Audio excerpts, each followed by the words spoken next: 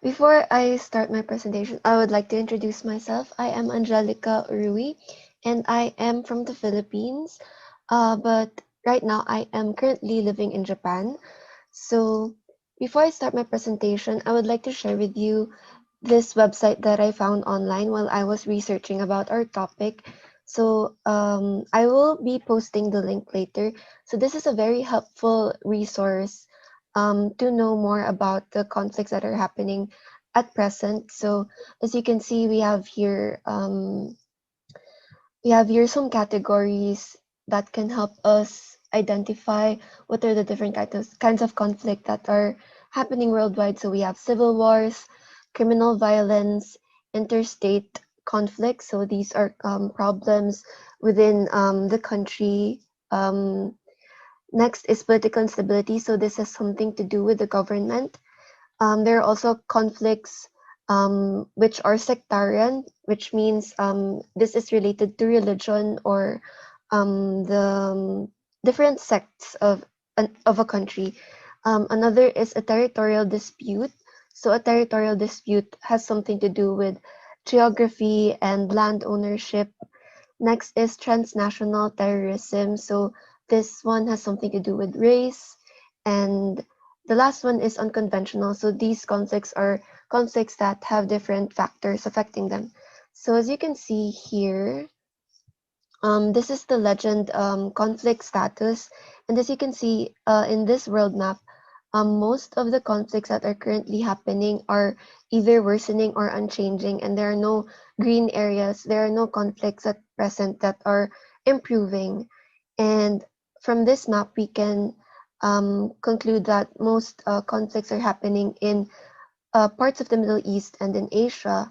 So as much as I would like to share everything with you, I think I will just share the link so that you can know more about the different kinds of wars and conflicts that are happening in other countries. But for today, for my presentation tonight, I would like to focus on the tensions in the East China Sea because this is directly related to my country, which is the Philippines. So this is the link to the website that I showed you a while ago. And so let's start. So the South China Sea is actually surrounded by 6 different countries. So there's China, Vietnam, the Philippines, Brunei, Malaysia, and Indonesia. So why is there a territorial dispute in South China Sea? So what makes South China Sea so important?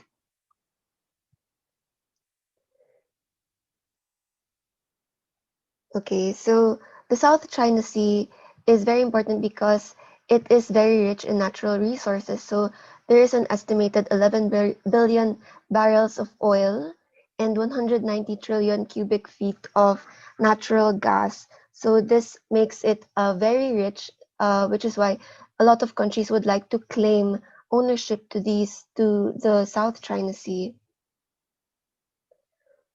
Another reason why it's so important is because 10% of the world's fisheries is actually in the South China Sea. So this makes it very biodiverse and very rich in the natural resource. Another reason is that 30% of the global shipping trade passes by the South China Sea, which makes it very important for trade and almost 3.37 trillion US dollars worth of global trade passes through the South China Sea, which makes it a very important passageway in trade and the commerce industry. And around 2.2 billion people are actually living surrounding the South China Sea.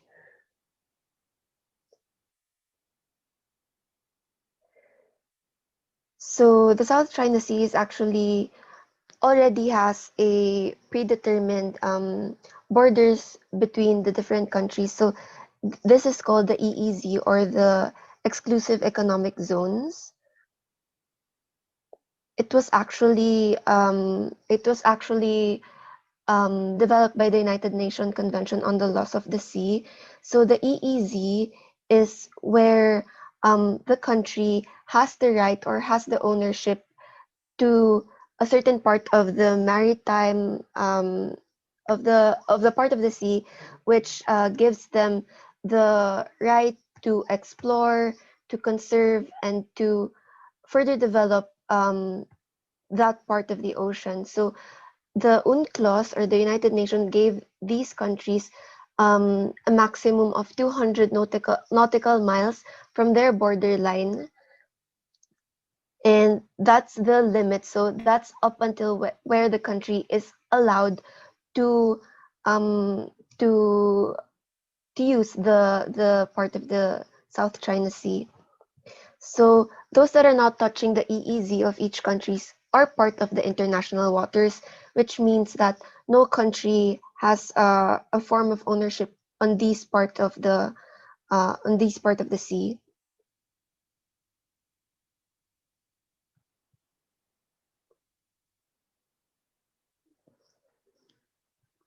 Okay, so the problem actually started because China.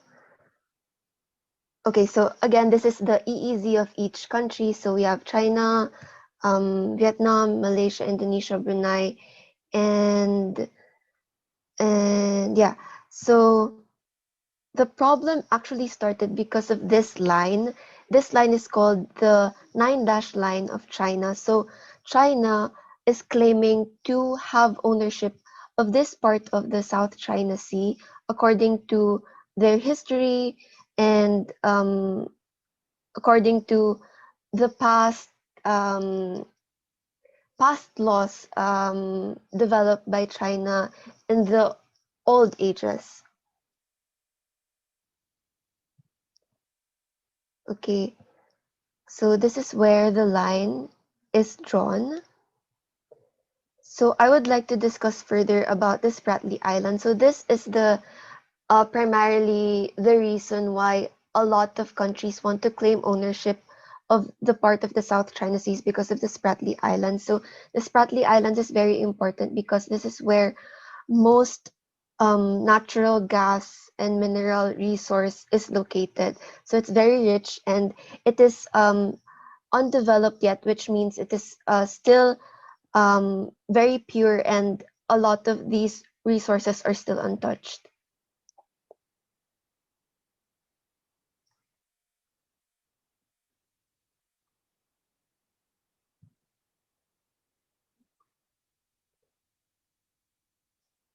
Okay, so the Spratly Islands, this one is a part of the Spratly Islands. This is a Filipino island outpost. So it's a part of the EEZ of the Philippines. It's called the Pag-asa Island. And in here, a lot of dispute is happening even at present. Most recently, there has been a problem wherein Chinese vessels, hundreds, thousands of Chinese vessels actually surrounded the island, which made it hard for Filipino fishermen to fish in our own seas. So as you can see here, there are 100 of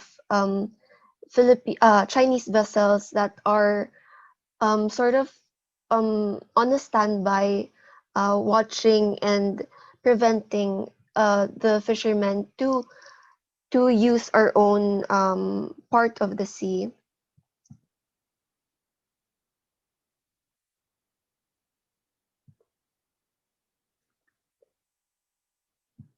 Okay. So as you can see here, these are satellite images of Chinese vessels entering the Philippine economic zone. So they are not just only illegally fishing in our area of the in our Philippine territory, but also they are harming Filipino fishermen.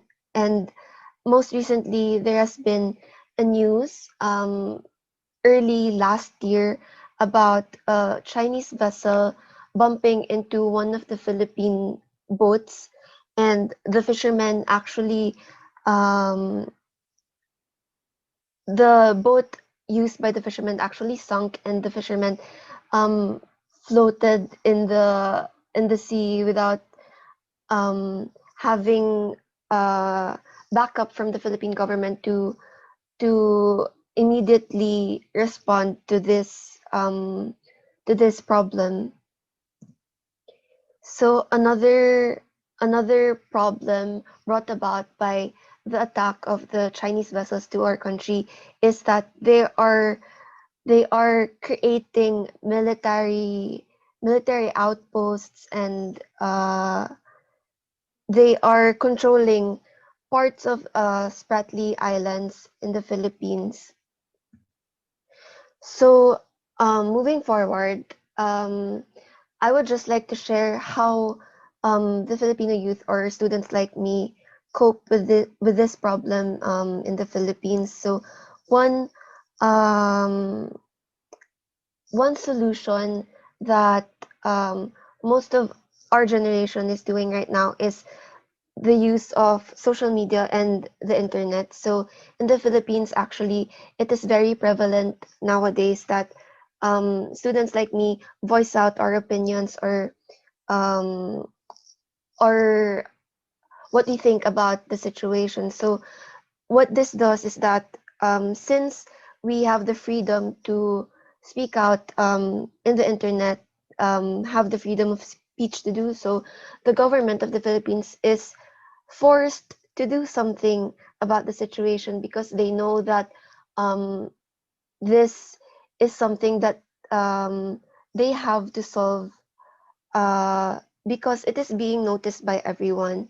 So other than that, I think there are a lot of different solutions that we can do nowadays, that we have the resource to voice out and to speak our opinions. So moving forward in our age of internet and technology, in our own way, I would like to ask everyone, what can we do to prevent and solve conflicts in the future? So is there anyone who would like to answer any ideas on how we can use the modern technology in solving or preventing these kinds of problems? Okay, Angelica, thank you so much. Thank you.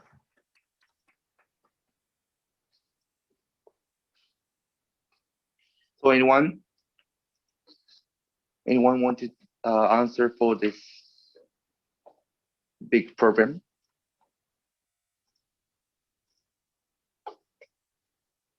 I know it's not easy for everyone because as Mr. Shinji made a presentation, we also have this kind of conflict between China and or Korea.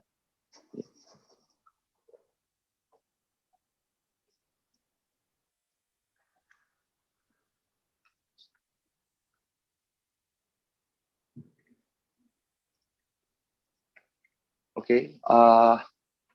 Mr. Ashishi.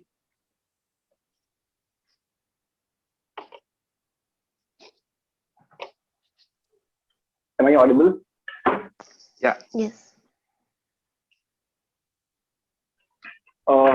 As your presentation, I loved your presentation. It was very informative, interesting, a lot of stats, maps, everything. Like I used to study about this whole area, but you cleared a lot of information that I was not aware of about this whole South China Sea. So actually the conflict is there, and in this world where we are residing, we have this problem, and we can't, keep our back. We can't just show our back to it and just move on. Social media platform, I feel, is really important and strong, but it can only form opinion. We cannot, I don't think so personally, as I have seen in many cases, we can voice an opinion through social media platform, but we can't come to the conclusion. Reason being that this world somewhere, one should accept it or not, I accept it, that this world, it belongs to few elites, whether they are military elites, world leaders, or anyone. Okay, so these elites cannot be broken down. Like the first example is, take the example of India.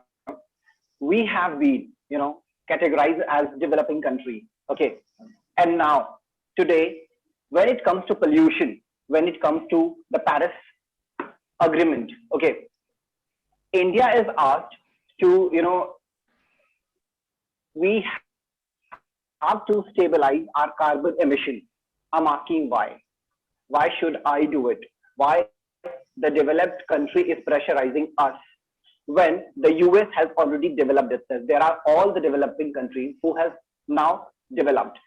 Now, as they are developed, the carbon emission, if you'll see the carbon emission of USA and all those countries, China out there, their carbon emission is quite high. But now they are pressurizing India or countries or developing countries like India that you should, limit yourself. That means if we have to limit ourselves, that means we have to limit our development. And likewise, we will always belong to the same category of developing countries. We cannot be developed, because to develop ourselves, we need to develop our infrastructure. And for that, of course, we are going to contribute some of pollution. I'm not asking, I'm just trying to bring focus to some of the, to a place which needs to be, accessed and which needs to be thought about. Another example, UN. Every time we know how China uses its veto power, right? And after using its veto power, every time it protects countries like Pakistan, right? Countries like it is also, helping all those countries out there, which is somewhere at a mistake, which is these countries, they are either, promoting terrorism. So this world of elite is actually not allowing us to do anything. We all know that how aggressive China has become. Why should I follow your principles, your old rule, your old culture, your old religion that has taught you that this whole world belongs to China? This is what China says, right? On the notion of an old ancient map, it claims that the whole South China Sea or some part means China is having conflict with all the 14 neighbors it is having, right? So why? On the basis of power, military power, this aggressiveness. On other hand, we are talking about peace, and other hand, we are actually modernizing our nuclear weapon. Why every country is in the arms race where they are actually trying to develop and being as efficient as they can in nuclear power? Why every country wants to be nuclear power? We have somewhere 195 countries in UN, right? In UN's list. Out of those, somewhere 10 to 12 countries are nuclear power. What about the rest of the countries? They want denuclearization. So nobody is focusing there. Okay, what's the actual issue? The actual issue is there are few elites which is sitting on the top of UN. Think United Nations is our hope. Every time we are talking about a conclusion, we are going to the United Nations. That yes, with the help of United Nations, we can do a lot. But hold on, let me bring your attention here that China is the one which is actually controlling United Nations. So what's need to be done? Instead of raising our voice and instead of raising our opinion, we should actually need to see the root of the problem. And the root of the problem is these few elites. That needs to be changed. And how are we going to change it? Honestly, I don't have any answer for this, but every day I look for this, that how can we actually resolve these problems? Okay, so this elite world and this, the influence, I don't understand why UN has to accept the polarization of, China. Why UN is so scared of China? So these are the monopolies. I'm so happy that, in United Nations Security Council, India and Japan has been added for 2 years. So it seems to be a hope for us. But what all the Asian countries are facing, India is facing the same. We have lost our Aksai Chin. We have lost part of our Jammu Kashmir, which is now called POK, Pakistan Occupied Kashmir. So it is and a part of it has been sold to China by Pakistan, which belongs to us. And China claims Arunachal Pradesh, half of its area as well. So this is how the China has become aggressive. I'm not opting for the World War or the Third World War, but I'm actually saying that we should with the help of all these platforms, first we need to address the problem that this is the real problem to all the people out there. Because I know one thing for sure, that there are few people like us who is concerned about world and world peace, and due to which China's aggressiveness has somewhere been scrapped, and we can do it further. And for that, we need to actually see the real problem. We can voice our opinion on social media. Okay, that's good, but that is not going to be any resultant force. So I'll suggest that we actually need to look at the real problems first. And for me, what I think that these elites won't allow us to do anything unless we become the real path, or we become the real voice. Thank you. Thank you. I think I just had an idea popped out in my head. I think one of the reasons why developing countries also are not able to do anything about the situation is because China, in a way, has a control of them economically. So China, if they do something about the situation, for example, if the Philippines go to war against China, which I doubt they can do so because of the military power of China. Other than that, in terms of economics, if the Philippines decides to go against China, it will affect the Philippine economy, and the same goes for other countries as well. So I think how we can solve this is our countries should be independent. So we should develop our own economy in a way so that even if we don't make trade with China, we can still be able to survive, or we can our economy won't be affected. So I think another solution for attaining world peace or attaining freedom from these elite countries is to have the developing countries be independent and develop their own economy. For example, in the Philippines, we can further develop our agriculture, our tourism. So with that, I think it will help in attaining political stability and independency from these elite countries. That's all. Thank you.